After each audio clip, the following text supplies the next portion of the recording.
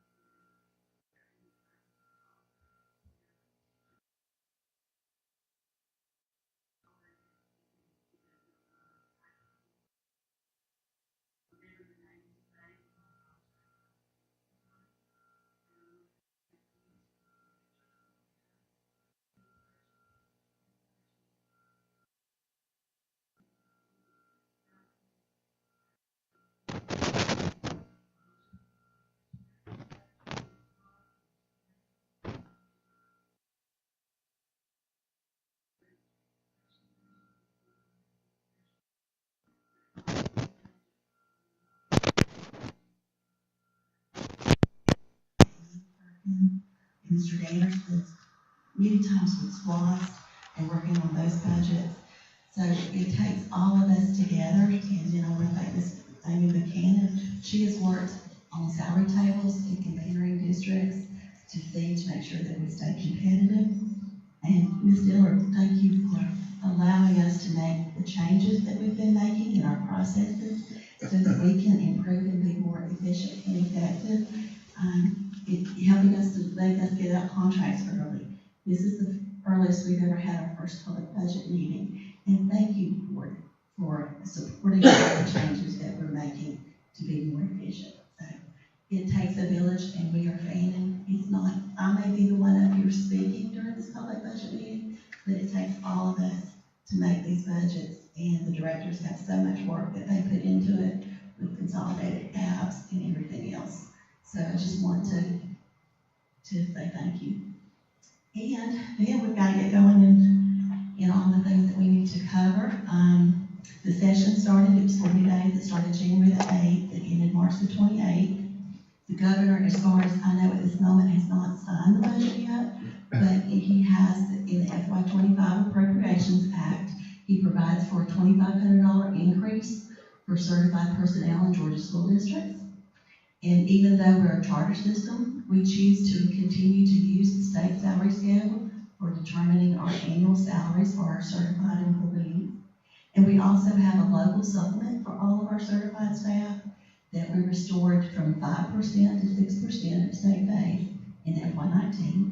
And then we increased it from 6% to 8% in FY22. And now we're projecting our FY25 budget by building and giving all certified staff the $2,500 increase, along with step increases, as well as increasing the local supplement from 8% to 10%.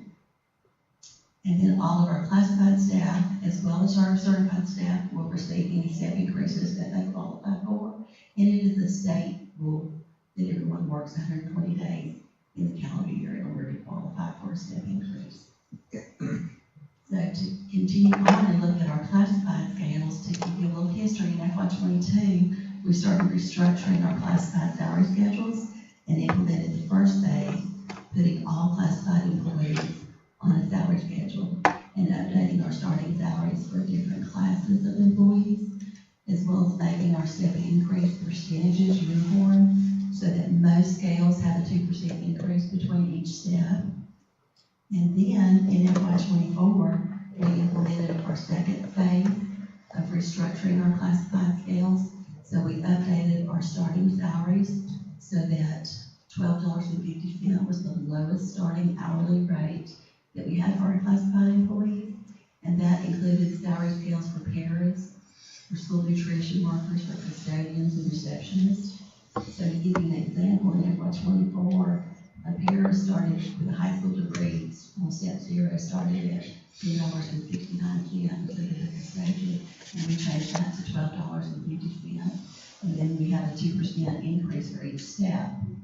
So now in FY '25, we propose to update our starting salaries so that $15 an hour is the lowest starting hourly rate for our classified employees, and continue the 2% step increase in each of these scales.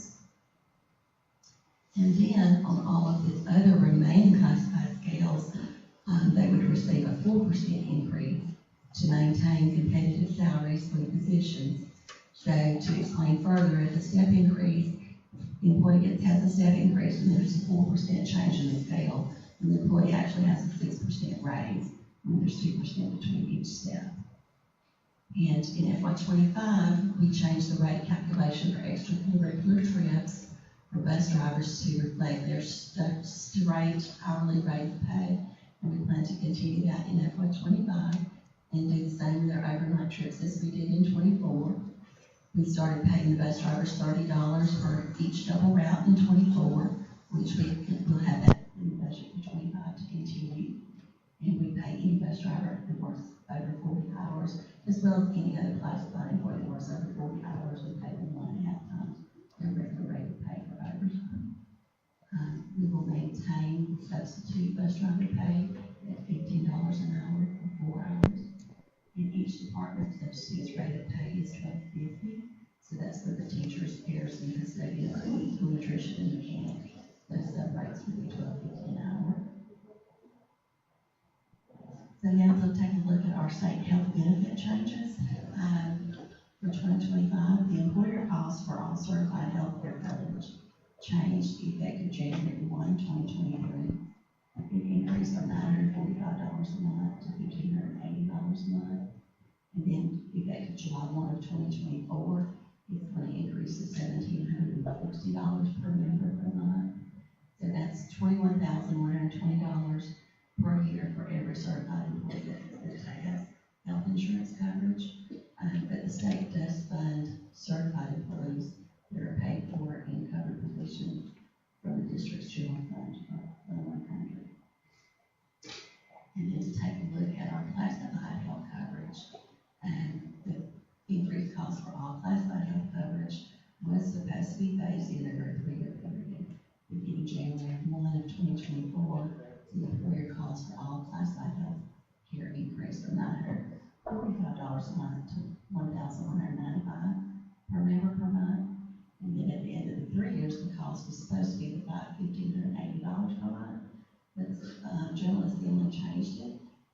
Instead of making it $1,445 effective January 1, 2025, the General Assembly this year decided to go ahead and change it to $1,580 per member per month. So that's more than all the school districts had initially planned on what that cost would be. And then we're building in our projected budget for the board to continue to fund a portion of each employee's single health care coverage, insurance coverage at $77.69 and single dental at $26.87. And that's a benefit worth $1,254.72 per employee per year, and benefit of working for the County School District. Now this is just a projection, so for example, if it were to increase a little bit, then you can still fund those coverages for that amount. These are just the amounts that we're currently paying. And then our TRS employer rate will increase from 19.98% to 20.78%.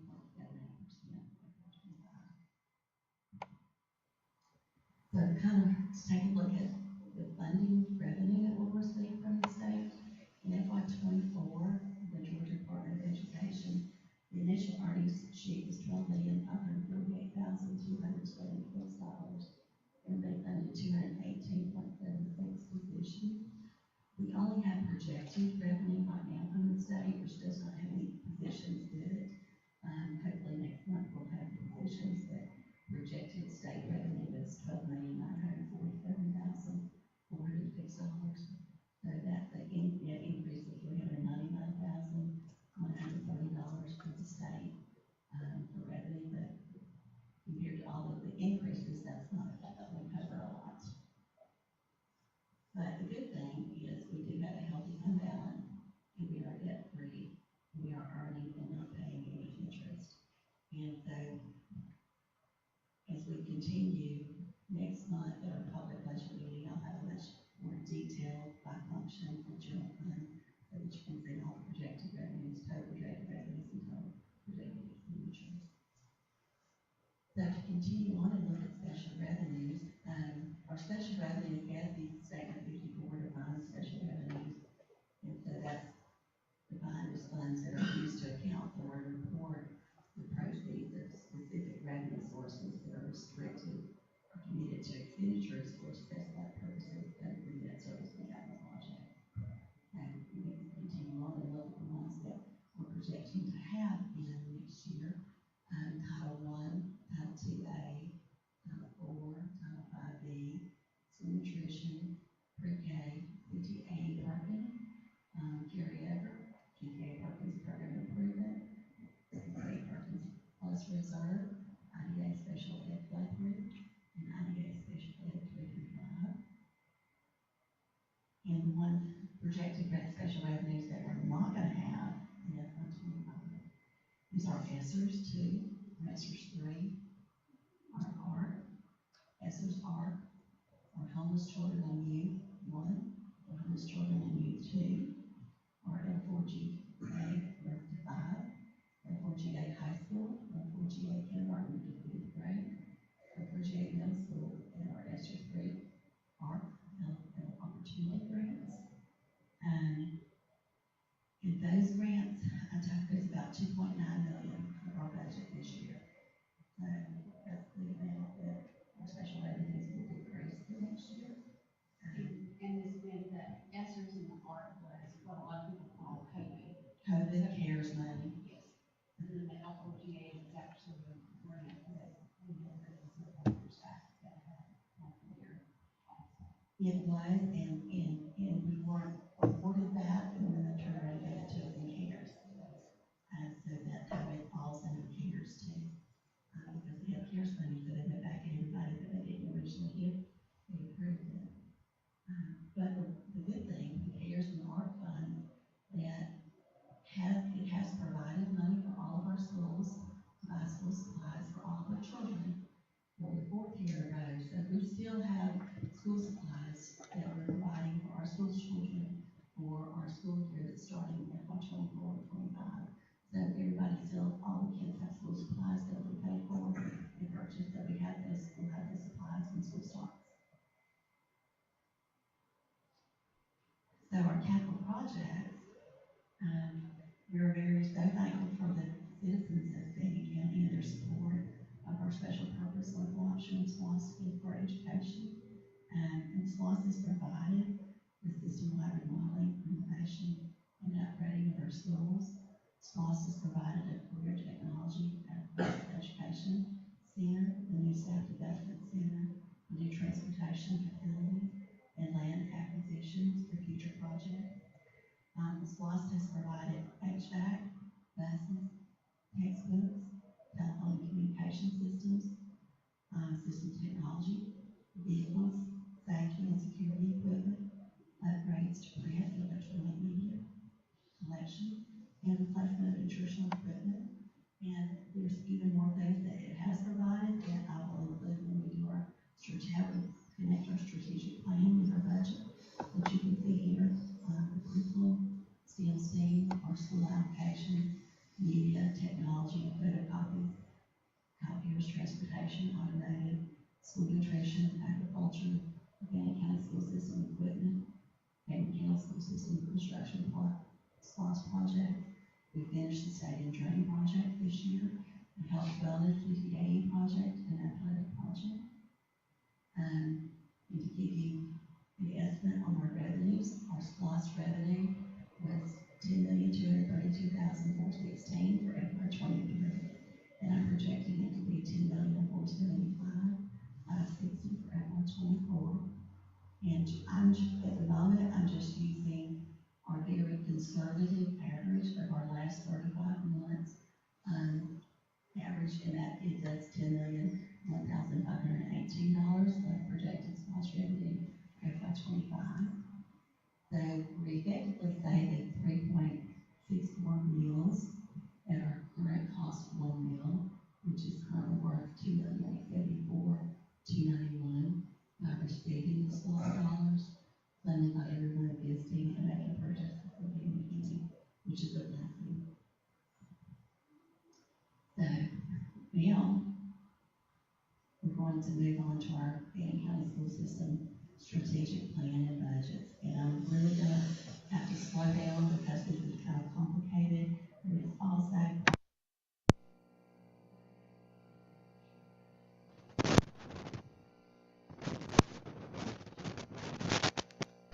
to kind of go over and everybody understand. So in the strategic goal 1, that goal says that we're gonna have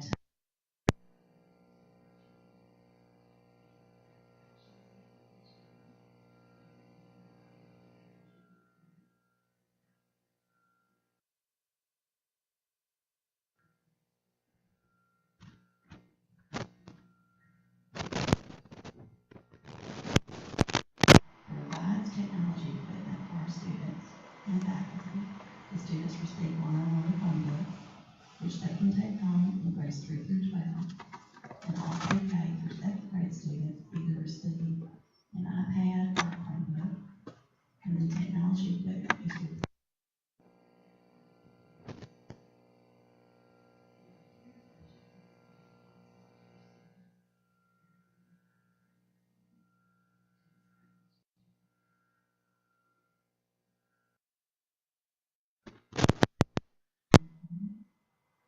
and then the general fund has also provided hotspots and will continue to provide them as needed when our CARES funds end. And then the next part of the strategic goal 1, with that.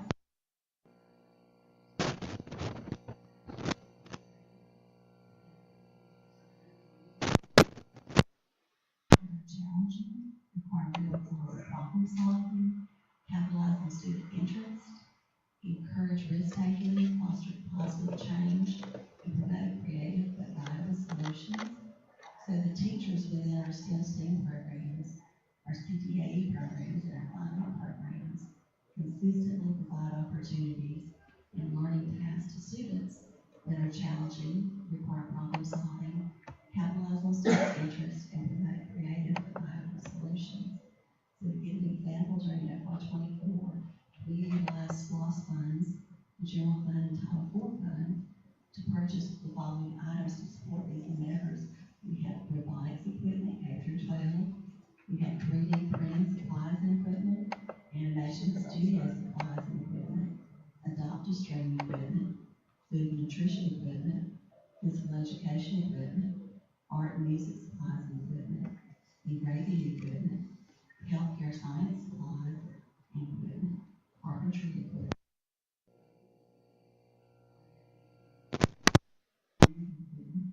automotive equipment, and agricultural equipment. A lot of that it was lost. So then our next is strategic goal 2, which is develop organizational effectiveness.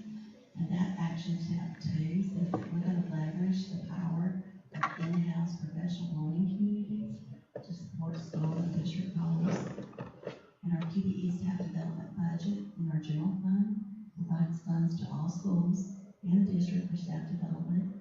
We are able to host in-house professional learning for teachers and other staff members at the Staff Development Center. And action step 3 is that we will nurture and support new teachers and leaders through the new teacher induction plan, teacher retention programs, and leadership development programs.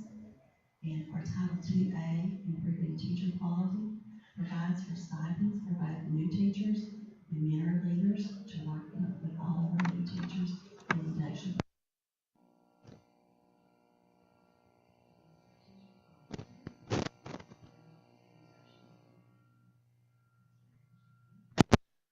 Build relationships within the school community to foster a positive, safe, and innovative learning environment. So action step 2 under that goal is to prioritize building relationships with each learner by reaching out particularly to students who may be struggling or not engaged in the school community through counseling, advice, and mentoring. So our school fund, our general fund, pays for extra teachers, instructional staff members, counselors, a social worker, and graduation coach. The general fund also pays for extra teachers within the new Impact Academy in 2019, which was created to provide opportunity for more students to graduate high school. And the CARES funds pay for our life and clinical social worker and our school behavior support specialist. And all of these positions, along with all teachers and support staff members, including school nutrition workers, bus drivers, and custodians, work together to build relationships with our students. So strategic goal 3 is we're going to ensure stakeholder support and satisfaction. Action step 3 is develop and sustain partnership with businesses, public and private organizations, and the community to continue to improve literacy, STEM, and CTAE throughout the school system in the area. The Gwinnett County School System hosted a CTA stakeholder meeting with various community and business partners in January the 23rd, 24th, from 8:30 to 10 in the Gwinnett County School System Staff Development Center, or SDC. We received valuable input from those partners that will help us improve our CTA program. We also hosted a district and school improvement meeting on April the 10th of 24, where we collaborated with several school system employees who provided us with input on our consolidated LEA improvement plan for them. We utilized the ESSER's 3 ARC and 4GA up to 5 years funds to put books into expanded children birth by and reach. Books have been delivered to daycares, private schools, Head Start, medical offices, and the Credit Center there. And we've also delivered and given out thousands of books at different events, such as football games, basketball games, and many other school events. And so that comes to the time of, do you have any questions or comments? And if everything is supported in this, we will continue and come back next month with a detailed budget for general fund, special revenues, and our capital project to be ready to present to you for advertising.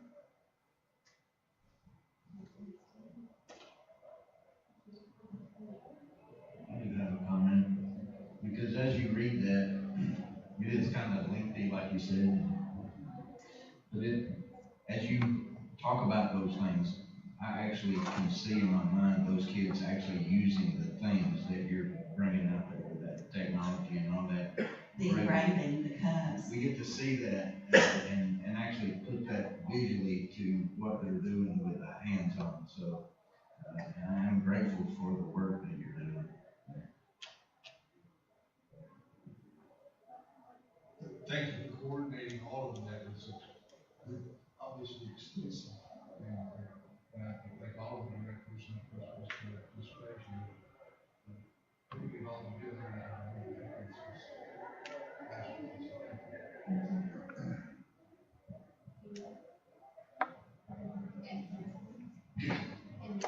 your public comment, do you want to public comment? Comment, we move on.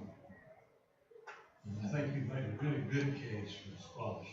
The people to know how it blesses our system. I think we really have strong people we do to some extent. It amazes me that we had a low turnout to vote for. This past time, I think, something like 2,500 people. perception that people have over there in Edgehill, they would turn out to road and support if they knew what help it is to the kids. Mr. Gainer, just verify that, no one has signed up for public comment for the budget. I know. Thank you, sir.